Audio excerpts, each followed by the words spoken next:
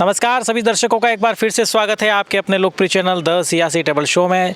राजस्थान में 7 विधानसभा की सीटों पर हुए मतदान का आज नतीजों का दिन है और आज तमाम सारी जो कवायद, जो तमाम सारे जो अनुमान, तमाम सारी जो बातें थी, उस सब का उजागर होने का दिन है। कहाँ कौन जीतेगा, कौन कितने वोटों से जीतेगा, किस सीट पर किस व्यक्ति की प्रतिष्ठा दांव पर है, 4-5 बड़े नेता राजस्थान के, उनकी प्रतिष्ठा दांव पर, और किस प्रकार का माहौल होगा, इसको लेकर के आज पूरे दिन ये चलेगा। अभी ईवीएम की काउंटिंग जो है वो शुरू हो चुकी है और बहुत ही जल्दी पहला जो नतीजा है, पहला राउंड जो है, पहला जो रुझान है वो सबके सामने आएगा। दोस्तों, आज के इस परिणाम को लेकर के हम बात करना चाहते हैं कि राजस्थान की मेवाड़ और वागड़ की 2 महत्वपूर्ण सीटें सलूम्बर और 84, जिस पर हमने चुनाव कवरेज किया था और इसको लेकर के एनालिसिस वीडियो भी बनाया था कि कौन कितने वोट यहाँ से लेकर आ सकता है, कौन जीतेगा, कौन हारेगा।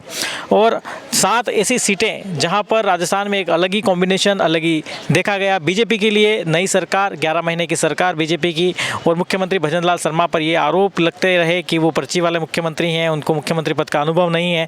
लेकिन जिस प्रकार से उन्होंने यह चुनाव में काम किया है, जिस प्रकार से अपने कैंडिडेटों के लिए प्रचार किया, उनके नॉमिनेशन में खुद गए, वो एक ज़बरदस्त उनको देखा जा रहा है। बीजेपी की टैली अगर 2, 3, 4 सीटों तक गिर जाती है तो मुख्यमंत्री भजन लाल शर्मा के लिए काफ़ी ज़्यादा सहायक होगी, उनके चेहरे पर एक तरह से मोहर होगी और बीजेपी के अंदर उनका कद जो है वो बढ़ेगा।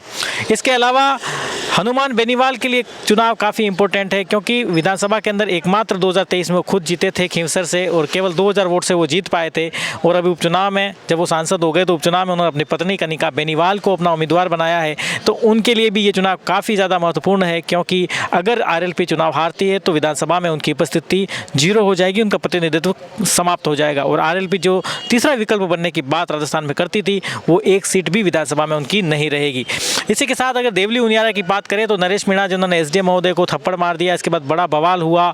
वहाँ पर कांग्रेस पार्टी से वो टिकट मांग रहे थे, पहले वो छबड़ा से चुनाव लड़े और उनको विधायक बनने की इतनी ज़्यादा जल्दी है कि वो जहाँ पर भी चुनाव होता है दौड़ करके आकर के चुनाव लड़ते हैं। लेकिन जिस प्रकार से उन्होंने चुनाव लड़ा, वहाँ पर एक ज़बरदस्त युवाओं की भीड़ उनके साथ थी। लग रहा था कि उन्होंने उस चुनाव को ट्रायंगुलर कर दिया और इंटरेस्टिंग कर दिया। और कई सारे लोग ये भी अनुमान लगा रहे थे कि अगर नरेश मीणा चुनाव जीत जाएँ तो कोई बहुत बड़ी बात नहीं है। लेकिन देवली उनियारा के अंदर जो मीणा वोट है, उसको केसी कस्तूरचंद मीणा कांग्रेस के कैंडिडेट और नरेश मीणा, 2 मीणाओं के बीच में मीणा के वोट डिवाइडेड होंगे। और गुज्जर जो कैंडिडेट बीजेपी ने बनाया है, राजेंद्र गुज्जर को, वो यहाँ पर थोड़ा एज लेंगे, इस प्रकार के अनुमान लगाए जा रहे थे। तो क्या देवली उनियारा का परिणाम होगा, ये भी देखने वाली बात होगी और काफ़ी ज़्यादा इंटरेस्टिंग ये सीट हो गई है। झुंझुनू की बात करें तो वहाँ पर शीशराम ओला और ब्रिजेंद्र ओला का एक परंपरागत झुंझुनू की सीट, वहाँ पर उन्होंने अपने बेटे को उम्मीदवार बनाया कांग्रेस से, तो उनकी भी प्रतिष्ठा दांव पर है। वहाँ पर किरोड़लाल मीणा और वहाँ पर राजेंद्र गुड़ा जो है, माफ़ कीजिएगा, राजेंद्र गुड़ा जो है वो उन्होंने ट्रायंगुलर कर दिया उसको। तो कांग्रेस का जो परंपरागत वोट है मुस्लिम का, एससी कम्युनिटी का, उसमें राजेंद्र गुड़ा जो है वो सेंधमारी कर सकते हैं और वहाँ पर इसका फ़ायदा बीजेपी को हो सकता है। इस प्रकार का अनुमान लगाया जा रहा है। वहाँ राजेंद्र बाबू जो हैं वो वहाँ पर चुनाव जीतते हैं तो ये बीजेपी के लिए बहुत बड़ा बेनिफिट होगा और कांग्रेस के लिए बहुत बड़ा डेंट होगा, क्योंकि देवली उनियारा और झुंझुनू कांग्रेस की परंपरागत सीटें हैं। इसके अलावा रामगढ़ की अगर बात करें तो रामगढ़ में आर्यन जुबेर खान जो है कांग्रेस के कैंडिडेट, उनके लिए एक मुस्लिम बाहुल सीट वो है, वहाँ पर मुस्लिम जो है अच्छी खासी संख्या में है। वहाँ पर जो है वो बीजेपी वहाँ सुखविंदर सिंह को अपना कैंडिडेट बनाया। वहाँ पर एक माइक्रो मैनेजमेंट बीजेपी ने करने की कोशिश की है और अगर वहाँ पर किसी प्रकार का अगर उलटफेर होता है तो ये बहुत बड़ी बात होगी बीजेपी के लिए। और अगर कांग्रेस पार्टी अगर वहाँ से जीतती है तो इसका क्रेडिट जो है वो वहाँ की जो सांसद हैं संजना जाटव, वो काफ़ी वहाँ पर चर्चित रही, क्योंकि वो झोली फैला करके लोगों से वोट मांगती रही। तो उनकी उस अदा को लेकर के बड़ा इमोशनल अटैचमेंट लोगों के साथ करने की कोशिश उन्होंने की। तो अगर वो वहाँ से कांग्रेस चुनाव जीतती है तो कांग्रेस में उनका कद संजना जाटव का बढ़ सकता है। इसके अलावा हम लोग जैसे अगर बात करें दौसा की, दौसा जो है किरोड़ीलाल मीणा की प्रतिष्ठा का सवाल है, क्योंकि दौसा में उनके भाई जगमोहन मीणा कैंडिडेट बनाए गए हैं बीजेपी की तरफ से और मुरारीलाल मीणा की भी प्रतिष्ठा दांव पर है, उनकी तरफ से दूसरे कैंडिडेट उनके सामने हैं।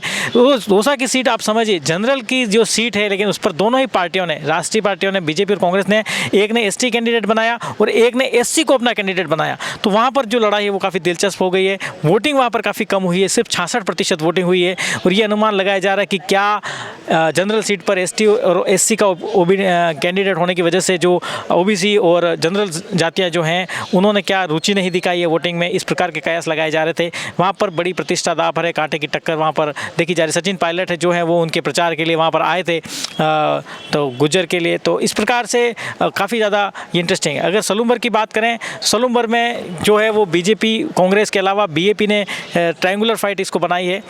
कांग्रेस पार्टी से रघुवीर मीणा, कांग्रेस के दिग्गज नेता, लगातार यहाँ से प्रतिनिधित्व करते रहे हैं, सीडब्ल्यूसी मेंबर रहे, वागड़ में इतने बड़े नेता हैं, उनका टिकट काटा गया और उन्हें कॉन्फिडेंस में भी नहीं लिया गया। उसके बाद उन्होंने बयान दिया कि कांग्रेस के कुछ लोग हैं जो आदिवासियों का प्रतिनिधित्व जो यहाँ से ख़त्म करना चाहते हैं और उन्होंने रघुवीर मीणा को डाउन करने के लिए ये काम कराया है।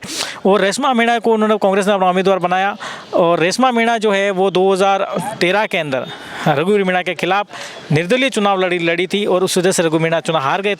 इसलिए अभी उनका खेमा जो है इस बार रेशमा जी के समर्थन में खुल करके नहीं आता नजर आया कहीं पर भी। उसके बाद बीएपी के जो कैंडिडेट है जितेश कुमार कठारा, 2023 में उन्होंने 52,000 वोट यहाँ पर लिए थे और तीसरे नंबर पर रहे थे। इस बार वो फिर से बीएपी के प्रत्याशी बनाए गए।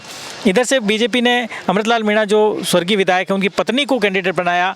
तो एक नॉमिनेशन के टाइम में एक थोड़ा ऐसा बवंडर हो गया, मीडिया ने उनसे पूछ लिया कि क्या लेने आए हैं, तो उन्होंने उसका जवाब वो नहीं दे पाई थी। मुझे नहीं लगता उन्हें पता ही नहीं होगा कि नॉमिनेशन में आए, ऐसा नहीं है, क्या पता कैसे उनका जवाब वो नहीं दे पाई। तो इससे उनकी काफ़ी ज़्यादा फजीयत हुई और इसको लेकर के बीजेपी लगातार जो है वो प्रचार प्रसार करती रही कि जो बीजेपी का कैंडिडेट है तो उसे तो बोलना भी नहीं आता, वो कैसे आपका काम करेंगे और बुजुर्ग है, कभी आप बुलाओगे तो आएंगे नहीं, इसलिए हमारा कैंडिडेट जो है वो पढ़ा लिखा कैंडिडेट है, हमें वोट करिए। इस प्रकार का प्रचार बीजेपी ने आक्रामक होकर के किया है। हालांकि बीजेपी का कैडर बेस्ड पार्टी है, स्ट्रॉन्ग होल्ड है, वहाँ पर ओबीसी और जनरल वोटों के सहारे वो अपनी जो मैथमेटिक्स है उसको सेट कर देते हैं। तो इस बार भी बीजेपी को थोड़ा एज सलूमर में ज़रूर है, लेकिन कांटे की टक्कर वहाँ पर देखी जा रही है और वहाँ पर भी मुकाबला जो है वो दिलचस्प है।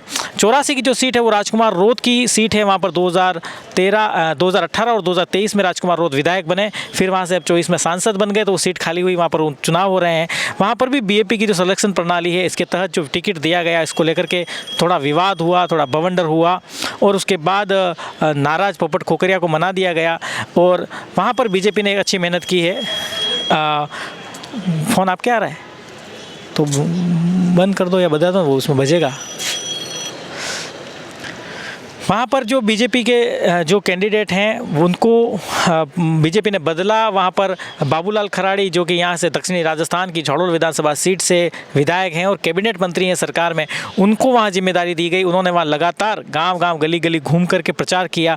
बीजेपी आरोप भी लगाती रही कि मंत्री को घर-घर घूमना पड़ रहा है, इस प्रकार की स्थिति बीजेपी की है। लेकिन ये मेहनत करने का एक तरीका है, बीजेपी का एक तरीका है मेहनत करने का, कैडर बेस्ड पार्टी है तो वो लोग ज़मीन पर काम करते हैं, हर चुनाव को पूरी ताकत से लड़ते हैं। और कांग्रेस पार्टी की तरफ से डूंगरपुर के विधायक गणेश घोगरा अकेले कांग्रेस की लड़ाई वागड़ में लड़ते नजर आए और बहुत अच्छे से उन्होंने काम किया। यूथ कांग्रेस के युवा नेता महेश रोध को कांग्रेस ने अपना प्रत्याशी बनाया। तो 84 के अंदर जो लड़ाई है वो भी काफ़ी दिलचस्प हो गई। इस वजह से बीजेपी को बहुत वहाँ पर इतना स्ट्रॉन्ग गढ़ बीजेपी का है, लेकिन फिर भी वहाँ पर बीजेपी के लोग मेहनत करते नजर आ रहे थे। तो इससे क्या परिणाम होंगे इसका थोड़ी देर में सबके सामने आएंगे रुझान और पता चलेगा। लेकिन ये बहुत ही इंटरेस्टिंग चुनाव था। हम आपके लिए थोड़ी देर में परिणाम नतीजों के साथ लाइव आएंगे। चैनल को सब्सक्राइब करें और हमारे साथ जुड़ें। देखते रहें सियासी टेबल। आपका दिन शुभ हो। धन्यवाद।